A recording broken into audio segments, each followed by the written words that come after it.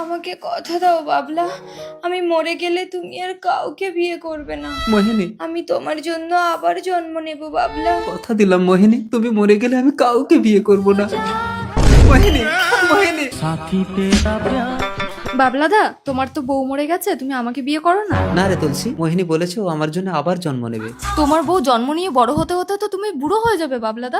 যৌবন কালটা কি তুমি ওর জন্য নষ্ট করে দেবে? আমার মোহিনীর জন্য আমি সবকিছু করতে পারি তুলসী। 2 বছর পর। আরে বাবলাদা, আরে তুলসী, তুমি তো আমাকে বিয়ে করলে না, দেখো আমি একে বিয়ে করেছি, আমার একটা মেয়েও হয়েছে। কই দেখি তোর মেয়ের মুখটা। আরে এ তো অবিকল আমার মোহিনীর মতো দেখতে হয়েছে। ভালোভাবে মানুষ করবি। তার মানে মোহিনী আমার পেটে জন্ম নিয়েছে। হ্যাঁ। আজ থেকে এর নাম হবে মোহিনী। সুন্দর না? মোহিনী চল।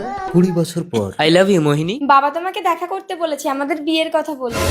আরে মোহিনী, তুমি আমাকে চিনতে পারছো? কে তুমি? আমি তোমার বাবলা গো, বাবলা। বাবলা? কোন বাবলা? এবার মনে পড়বে। সব মনে পড়েছে, কিন্তু তোমার মতন একটা বুড়োকে বিয়ে করে আমি আমার জীবনটা নষ্ট করব নাকি? চলো দিদি। কথা দিয়েছিলে তুমি যে মোহিনী। থাকবে বলুন, মেয়েটাকে ঠিক করলো?